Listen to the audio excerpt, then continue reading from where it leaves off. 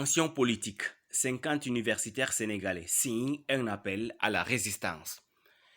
Lorsque les principes sur lesquels repose l'idéal démocratique, à savoir la participation et la compétition électorale, sont piétinés, la démocratie devient un leurre. Pour éviter ce piège, le système politique démocratique veille au pluralisme et au respect des droits de l'opposition. Cette dernière permet la représentation du corps social dans son entièreté, empêchant ainsi que des citoyens en divergence avec l'exécutif ne soient des exclus, d'une part. D'autre part, l'opposition politique est d'autant plus importante dans un système démocratique qu'elle joue un rôle de contre-pouvoir qui évite au régime, en l'occurrence présidentialiste, de sombrer dans l'arbitraire.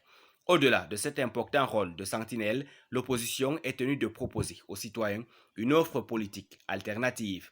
Hélas, depuis que Macky Sall est devenu le président de la République, les droits de participation et de compétition électorale de l'opposition politique sénégalaise sont régulièrement confisqués. De 2014 à nos jours, et ce, en dépit d'une disposition constitutionnelle garantissant depuis 2016 aux chefs de l'opposition un des statuts les plus importants dans la hiérarchie des principaux acteurs du fonctionnement de notre République démocratique, le pouvoir est dans une logique de rétrécissement du pluralisme démocratique. Cette entreprise totalitaire a été énoncée à haute voix par le président Macky Sall à travers sa fameuse et non moins fumeuse sentence. Je réduirai l'opposition à sa plus simple expression. Joignant l'acte à la parole, il a pris des mesures spectaculaires d'écrasement de l'opposition. Le parrainage et la loi électorale comportent des dispositions qui rendent aisée cette entreprise machiavélique, parfois facilitée par la transhumance et surtout par des procès politiques qui sonnent comme la mise à mort préventive d'opposants.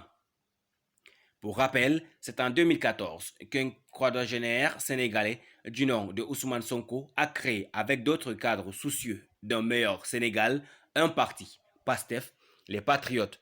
Le projet politique qu'ils ont proposé à leurs compatriotes et dont les mots-clés sont, entre autres, la souveraineté, le patriotisme économique, l'éthique en politique, la méritocratie, la transparence dans les affaires publiques, la bonne gestion des ressources naturelles, fait l'objet d'une persécution qui a fini par prendre l'allure d'un terrorisme d'État, puisqu'elle procède d'une démarche méthodique et systématique qui engage toutes les institutions étatiques ainsi que tous les moyens de contrôle et de contrainte relevant de la puissance publique. Ousmane Sonko est banni des médias publics. Les actes d'intimidation et d'agression des forces de l'ordre à son encontre ne se comptent plus.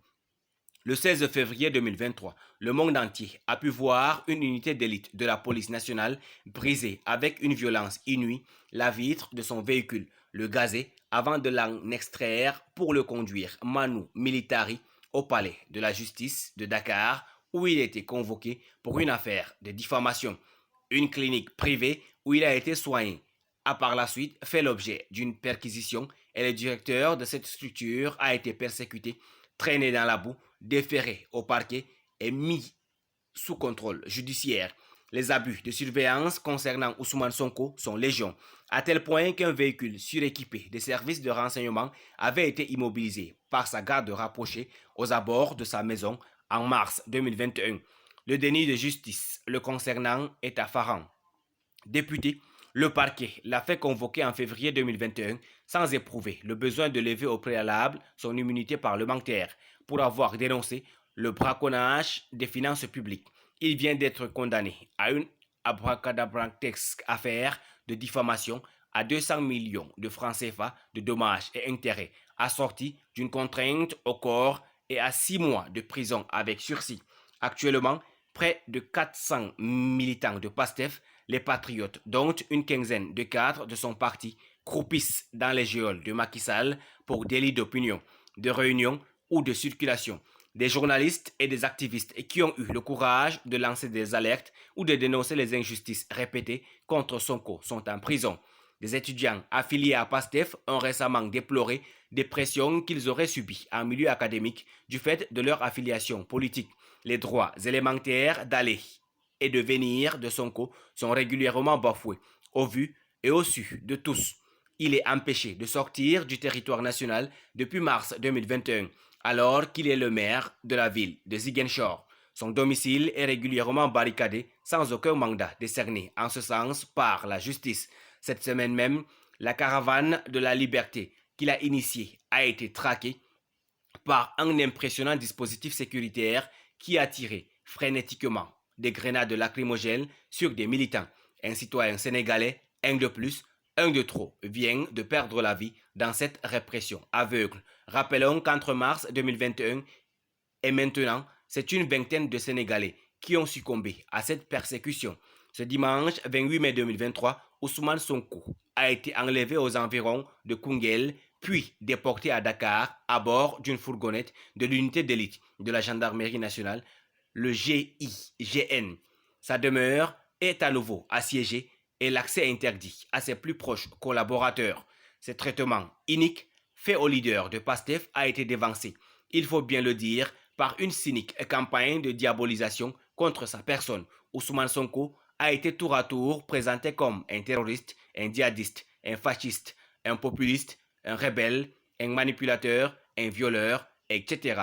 En réalité, cette campagne de diabolisation sans précédent de Sonko avait pour objectif de le déshumaniser et de lui faire arborer le visage d'un monstre pour en retour le persécuter sans susciter l'once d'une indignation de l'opinion publique nationale ou d'un soupçon de condamnation de la communauté internationale.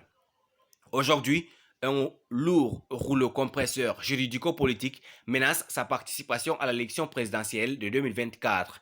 Face à cette situation, nous, citoyens intellectuels et universitaires sénégalais qui avons librement choisi PASTEF comme formation politique, Ousmane Sonko comme leader et Jotna comme programme alternatif de sortie d'un système présidentialiste, néocolonialiste et clientéliste de prédation et de corruption, invoquons notre droit constitutionnel de résistance à l'oppression et appelons nos compatriotes à faire de même. Car au fond, quel que puisse être le statut professionnel et la condition sociale à partir desquelles nous observons cette heure sombre de l'histoire du Sénégal, il est un fait objectif. La démocratie sénégalaise n'est plus. Nous nous réveillons à présent en tyrannie.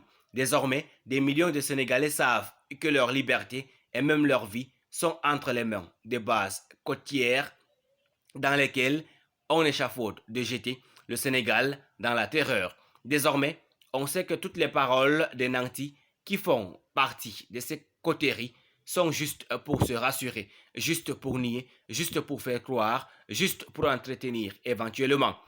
Les litanies moqueuses qui se gargarisent des mots douteux de tous les régimes devenus fous, furieux et sanguinaires. Force restera à la loi, quoi qu'il nous en coûte. Aujourd'hui, comme hier d'ailleurs, des élites à la solde sont les jouets de la manœuvre menant pour quelques privilèges la part bureaucratique, policière et judiciaire de la sale besogne. C'est dire que même structurellement déficiente et politiquement otage de quelques dirigeants des indépendances à nos jours, jamais la démocratie sénégalaise n'avait été la vulgaire et meurtrière farce qu'elle est devenue avec le régime de Macky Sall.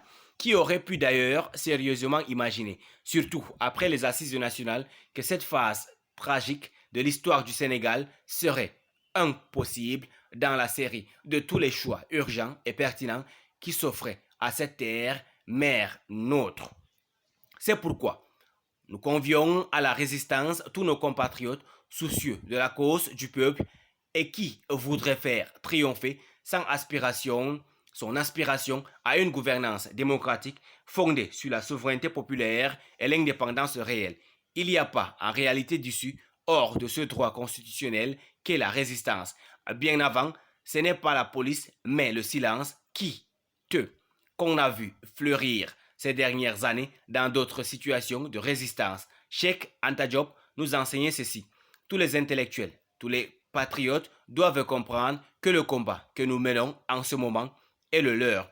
C'est le combat qu'il importe de mener avec ténacité pour que l'ère des menaces grotesques, de la crainte, de la peur, sous ses formes variées, économiques, physiques, soit révolue. C'est le combat pour la vraie liberté individuelle, pour la dignité. Si des Bokassa et des Idi Amin Dada ont pu exister en Afrique, c'est parce que des intellectuels et des cadres africains ont abdiqué leurs responsabilités, ont préféré ronger des os au lieu de s'occuper de l'essentiel, c'est-à-dire de la sauvegarde des droits imprescriptibles du citoyen, pensant que cela présentait moins de risques. Les intellectuels, tous les citoyens lucides, doivent opposer une résistance morale à l'arbitraire. 1979. Liste des universitaires patriotes signataires. Professeur Daouda Ngom. Professeur Massamba Diouf. Professeur Alassane Diédhiou. Professeur Gaussou Kamara. Professeur Cheikh Tiao. Professeur Mohamed Abdallah. Professeur Benouatine.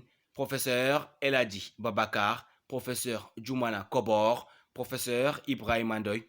Professeur Ali Ndiaye. Professeur Abdoulaye Gassama. Docteur Oumar Dia. Docteur Bakari Sarr. Docteur Fatou Diouf. Docteur Samba Ka. Docteur Eladi Sega Gueye. Docteur Seguna Diata. Docteur Albino Nkeki. Docteur Sherif Saloum. Docteur Manessor Faye. Docteur Adam Ndiaye. Docteur Pape Abdoulaye Diao.